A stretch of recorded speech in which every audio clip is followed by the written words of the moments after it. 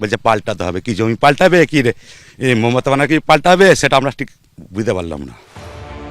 বিধানসভা ভোটের আগে সিঙ্গুরের জমিতে নরেন্দ্র মোদীর সভা, মহা আয়োজন। সিঙ্গুরের চাষের জমিতে প্রধানমন্ত্রীর জন্য হেলিপ্যাড। কিন্তু সভা থেকে সিঙ্গুরের টাটাদের ফেরানো কিংবা আগামী দিনে বড় কারখানা করা কিংবা মমতা বন্দ্যোপাধ্যায়ের তৎকালীন আন্দোলনের সমালোচনা করা কোনোটাই করলেন না নরেন্দ্র মোদী। একটা শব্দ মুখে আনলেন না। কিন্তু সিঙ্গুরের মানুষ তো অনেক আশা করেছিলেন, আশায় বুক বেঁধেছিলেন। তারা কি পেলেন? একটা কথা যদি বলতো যে না এই লোকগুলোকে আমি দেখবো, আমি শুনে শান্তি পেতুন, কিছুই বলেনি।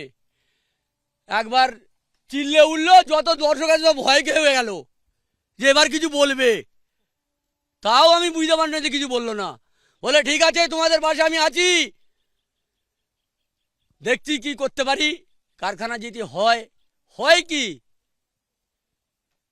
আদার্স লোক তো করতে পারে না, আপনি প্রধানমন্ত্রীর কাছে করে দেখান। একেই কংক্রিটের টুকরো শেষ করে দিয়েছে জমির উর্বরতা। কৃষিহীন কঙ্কালসার সিঙ্গুরে সেই কবে থেকে উঠছে শিল্প রব। তবে প্রধানমন্ত্রী আসবেন বলে রাতারাতি তিনটে হেলিপ্যাড তৈরি হয়েছিল সিঙ্গুরে। সভা মঞ্চে যাওয়ার জন্য তৈরি করা হয়েছিল পিচ ঢালা রাস্তাও, আবার সেই কংক্রিট। সিঙ্গুরের জমির চরিত্র বদলায়, কিন্তু সিঙ্গুরের কৃষক, সিঙ্গুরের মানুষ, তাদের জীবন বদলায় না। আমরা যেখানে দাঁড়িয়ে আছি সেটা হচ্ছে সিঙ্গুরের জমির মধ্যে একটা হেলিপ্যাডে।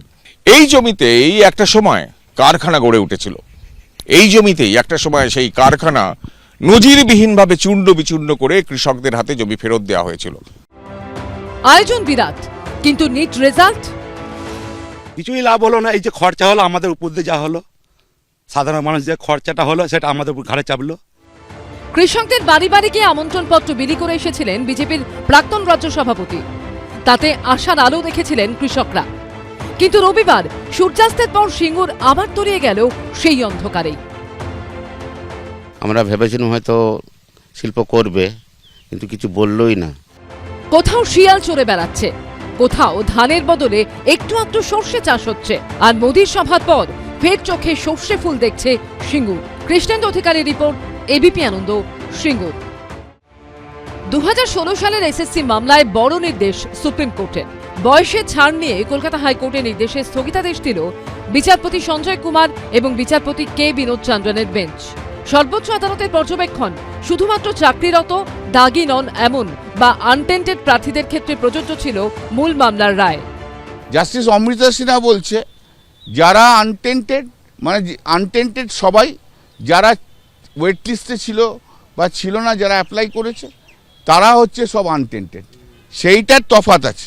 সেইটাতে আমরা বলেছি যে না, এটা হয় না, তাহলে আমাদের 2,60,000 লোককে ডাকতে হবে। এখন সেটা তো হয় না, তা সেটাতে এখন স্টে করে দিয়েছে। 12ই ডিসেম্বর 2016 এসএসসিতে অংশগ্রহণকারী ওয়েটিং লিস্টে থাকা মামলাকারী চাকরি প্রার্থীদেরও ইন্টারভিউ নেওয়ার নির্দেশ দেয় কলকাতা হাইকোর্ট। বয়স পেরিয়ে যাওয়ার কারণে যাদের ইন্টারভিউতে ডাকা হয়নি তাদের নতুন করে ইন্টারভিউ নেওয়ার জন্য স্কুল সার্ভিস কমিশনকে নির্দেশ দিয়েছিলেন হাইকোর্টের বিচারপতি অমৃতা সিনহা। সেই নির্দেশের ওপরই সোমবার স্থগিতাদেশ দিল সুপ্রিম কোর্ট। আগামী মার্চ মাসে মামলার পরবর্তী শুনানি রয়েছে। বিজেন্দ্র সিংহ, দীপক ঘোষ ও আশাবুল হোসেনের রিপোর্ট, এবিপি আনন্দ। এবিপি আনন্দ, এগিয়ে থাকে, এগিয়ে রাখে।